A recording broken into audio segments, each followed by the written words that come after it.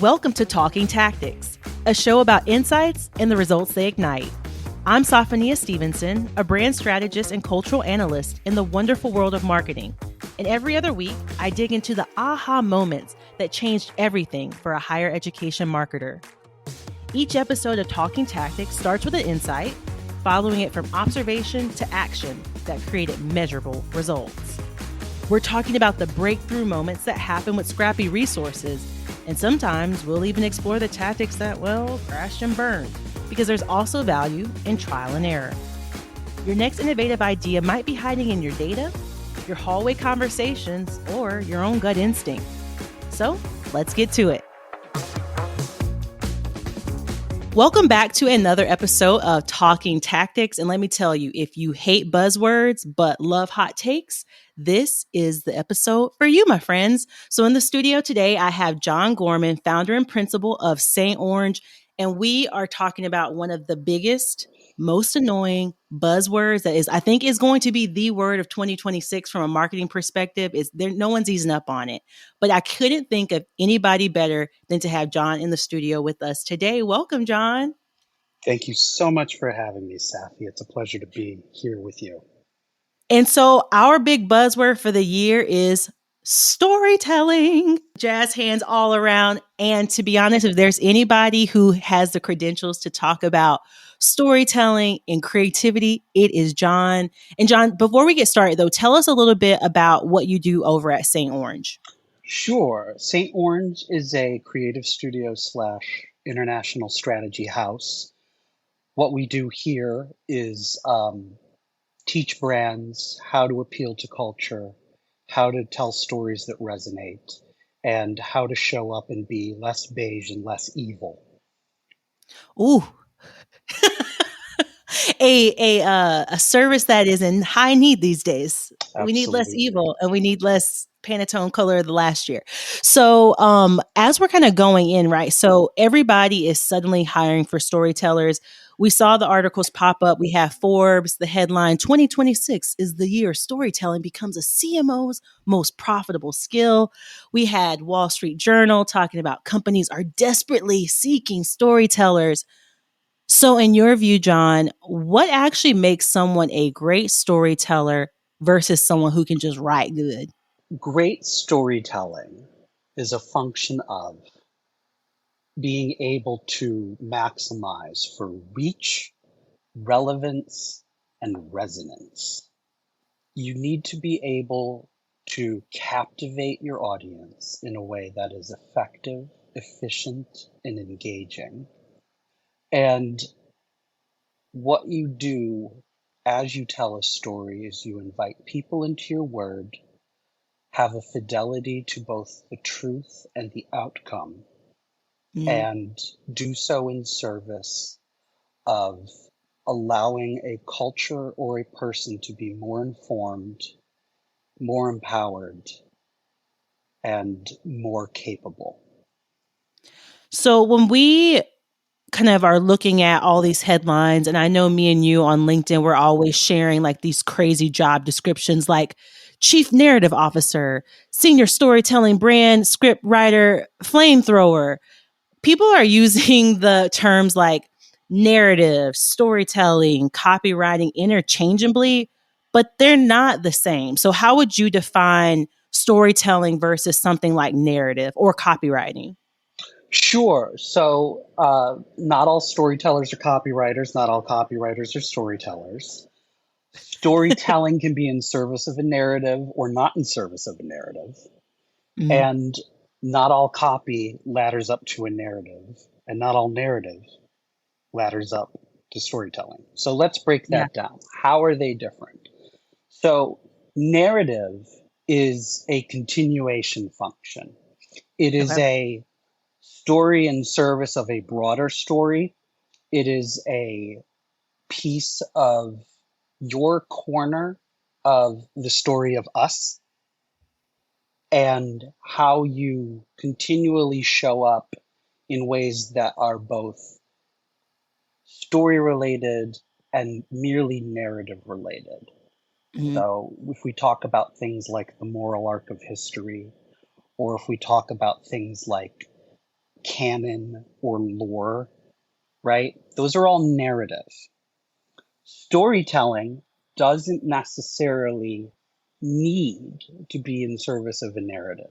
Storytelling is your ability, either through word, video, imagery, or design, to draw people into an emotion or a greater wisdom or a greater awareness.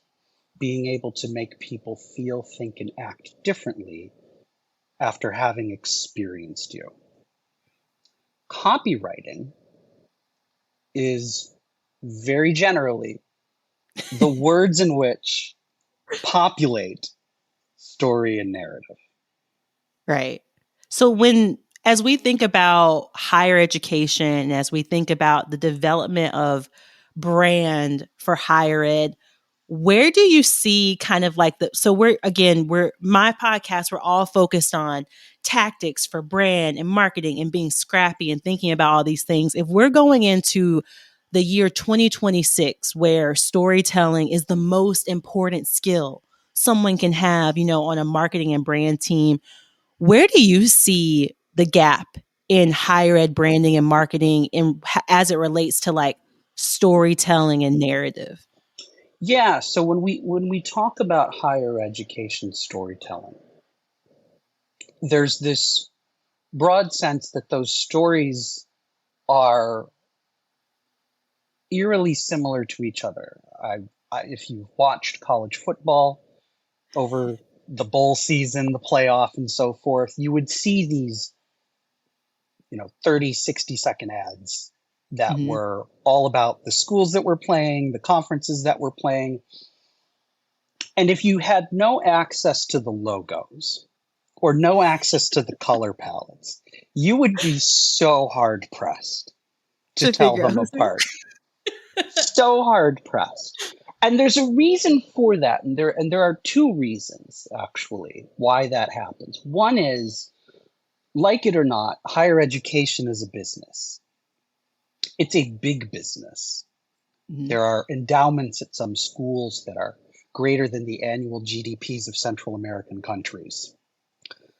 And what you do when you tell those stories is you have reached a point of both saturation, as in there's plenty of information about Yep. schools to go around, and a scale that exists when you have a lot to lose. Mm, And when yep. you are experiencing two constraints, one is that we have already scaled super big, and one is that that people have limited attention. What you find is you get a lot of stories that tug immediately at the emotional heartstrings. However, the message itself has been sanded down to de-riskify the output. As systems scale, as things scale within a system, the appetite for risk decreases, and the interest then becomes preservation, protection, and not offending constituent audiences. Yeah, but but when you also think about kind of what you're saying is, we had the Featherstone debate last year of the narrative of, anti higher ed marketing and higher ed. There's also that, and it was definitely poking fun at the positioning of higher ed, the overall narrative, the shared narrative of higher ed. Mm-hmm. And to your point, though, there is also still a risk. We try to reduce risk across higher ed marketing. We don't want anything too saucy. We don't want anything too spicy. But it sounds now, with this kind of focus on storytelling and this focus on narrative, there's just as much risk now in sounding like everybody else. Mm-hmm. So up until now, the risk is, well, we don't want to offend anybody. We don't want to stand too far. You stick your neck out there and you put Mm-hmm. yourself on the chopping block. But now the pendulum has swung back to there's even more risk now of sounding like everybody else. And I'm curious to know, when you're evaluating and when you're giving kind of like consultation or giving advice to people who are writing stories or trying to reposition their brand in a very gray pool of competitors, what's the first thing you ask them to do? The first thing I ask a, a client to do, whether they're institutional or personal, I assemble these two different broad categories of inputs, right? One is trust signals, Mm, right? Which are these sort of ambiguous heuristics that, you know, essentially entice people to believe in you. What about mhm. you's enticing? What about you's attractive? What about you is it someone who is not going to put any sort of cognitive load into experiencing you? What would draw them immediately? What would appeal to their gut, right? And there's ways in which, there's different ways in which you can draw those answers out of people. Some of that's data driven, some of that's anecdotal, some of that's is the intrinsic characteristics of the things that they're not saying or they're not Yeah. providing. Um, and then the other category is proof, right? It's like, well, how can we prove that you are who you say you are? How Hmm. can we, in what ways have you shown up? What is reality? How do you play in reality? What is your role in this space? What can we draw upon to say, not only are we this, we're also that? And these two things are in lockstep with each other. And, to sort of piggyback off the point that you made earlier, what ends up happening, even in situations where you've seen this trend of anti higher education marketing, even that all eventually sounds the same, right? It's that whole, oh, be Duolingo, be Liquid Death, be the brand of Unhinged that broke through already. There's clearly an appetite for this, Right. Right. right? Rather than finding the ways in which, make you unique. One of the things I always say is there's only one lemon, but there's tons of limes, which is true, actually. Lemon is one subspecies. Limes are an infinite array of lemon adjacent series. And what ends up happening in marketing and storytelling is when one lime breaks through, suddenly everything's lime flavored, but it's all the same flavor. It's what we think of as lime.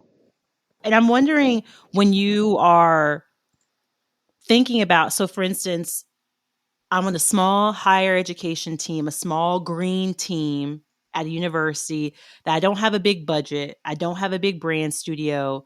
What are some of the tactics that I can take back to a team, and what needs to be laid down foundationally before we start to think about, because copywriting is the writing portion of it, but you mentioned the difference between storytelling and narrative.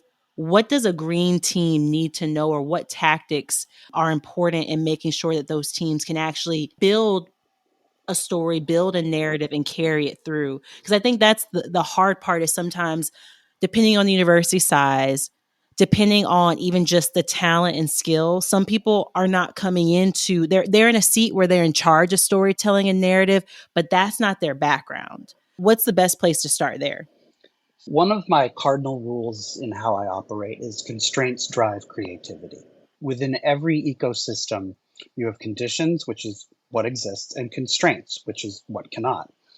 And the first thing I always say is words are free. Everybody has access to words. You can choose them in a specific way and sequence them in a specific way and use them judiciously in order to tell your story, right? Pictures are free. You can use imagery, you can use color, you can use design, you can use typeface. These are all things you can use to assemble an idea of who you are, to start building the table stakes of your story. And then from there, just assessing, who do we have in our talent pool? What resources, financial and otherwise, are available to us? And working within those systems to do two things. One, to maximize the use of what you got. Two, to entice people to be able to better resource or better populate your talent pool. Is there in higher education, in your opinion, a safe way to build lore? Oh, absolutely, right? Like everybody loves playing the hits, right? Everybody's got a Yeah. highlight reel. You know, the old saying, when the legend becomes fact, print the legend. Every school started somewhere. Every school has their version of greatest hits, right? The people who graduated, who became a success story, the people who are there currently who dictate the shape and character of what that school's going to become. In not infinite, obviously, but there are tens of thousands or hundreds of thousands of stories just within that group.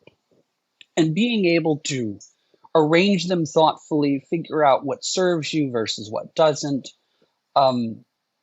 Every school is geographically located somewhere. That in and of itself is a Mm-hmm. story. Um, every school has its own set of challenges that it's overcome, or challenges that it's currently facing, or challenges it wants to address. There are stories involved in all those things. And so you have this array, even when talent or treasure or time is limited, you have an infinite, near infinite anyway, access to story potential. And Mm-hmm. those elements are plentiful and accessible and ripe for the picking, so to speak.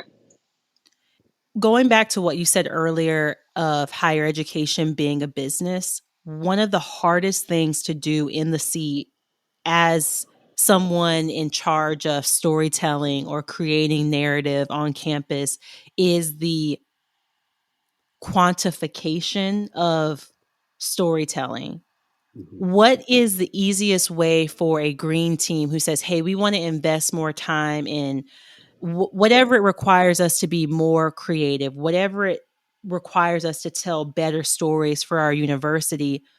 How do you quantify that a story is good? How do you quantify that you've really hit the nail with the narrative? Because that's the hard part, is selling sometimes that idea, because people come back and say, how do we quantify this? How do we measure it? How do you measure a good story from that perspective? Every story has a purpose, right? One of five. I love alliteration. All of these start with A. Every story either generates attention, generates awareness, communicates authority, builds affinity, or asks a question. And so what you find is there are metrics both on and off internet Yeah, that ladder to those, right? If you think right. about attention, it's eyeballs. If you think about awareness, it's recall. If you Hmm. think about authority, it's Like the shares and the yeah, sending, yeah. yeah, it And like the quoting, shares. how many times I was quoted. Yeah, exactly, right? It's the spread of said, you know, story. Affinity, that's sentiment. That's likes, comments, follows, like, do people like you? And then ask is conversion. It's, did these leads become customers? Did these candidates become students? Did these Mhm. whales become donors? All of your stories can be quantifiable across the entire array of purposes.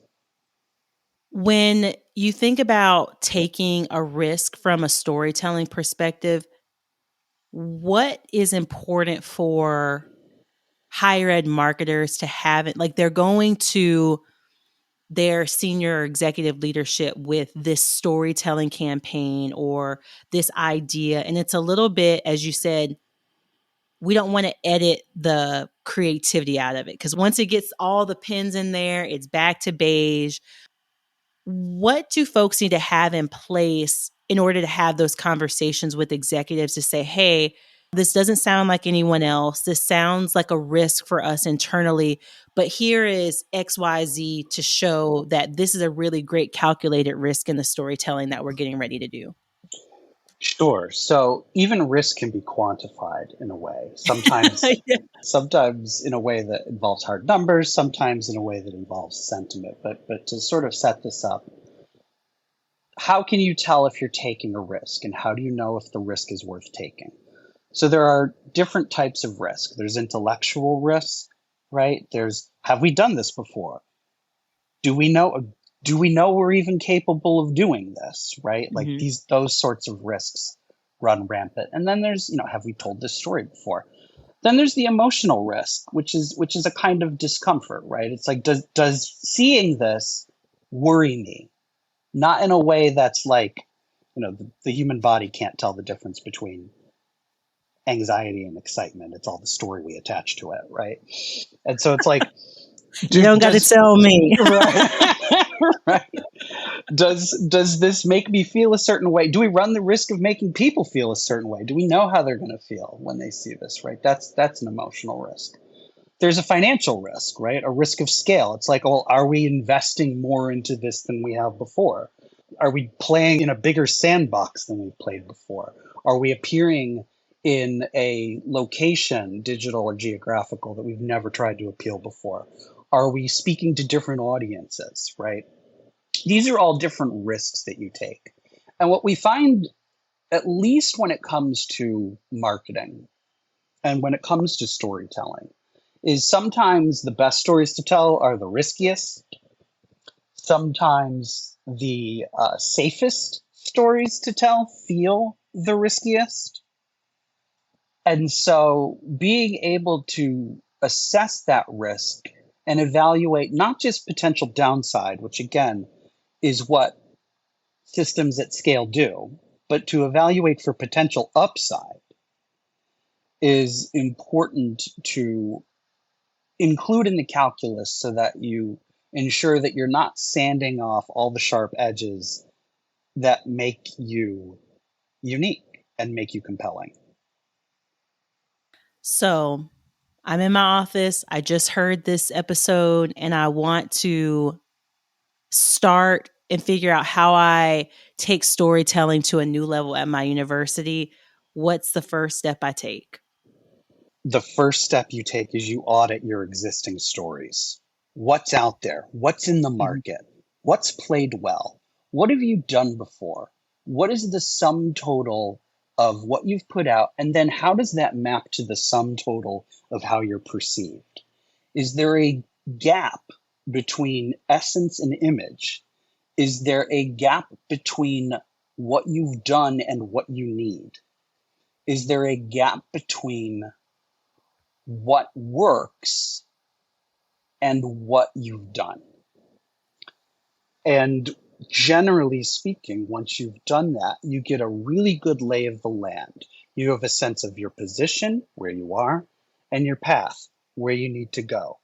And from there, you can assemble the messages, the vehicles, the types of stories you need to tell to serve the broader narrative of both your canon, your lore, and also the cultural moment, the history, and the desired future.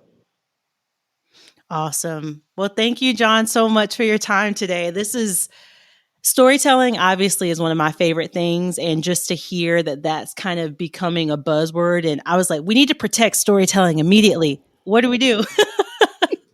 And we need to bring more storytelling to higher ed so that we all, don't sound like the institution down the street and it's just all the same. So I appreciate your insights there. Thank you so much. Mama, don't let your babies grow up to be buzzwords. Well, you heard it here, folks. Find the gap and then tell the story. It's as simple as that. So keep walking the walk and talking the tactics. We'll see you next time.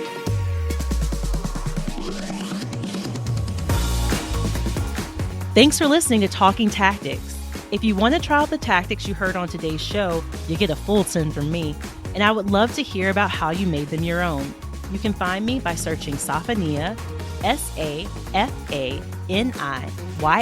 on LinkedIn. There's not many Safanias on there, so you'll be able to see me. And if you're enjoying Talking Tactics, please rate and review the show. The overachiever in me needs your feedback, and I'll certainly use it for confirmation or, optimization, depending on the review.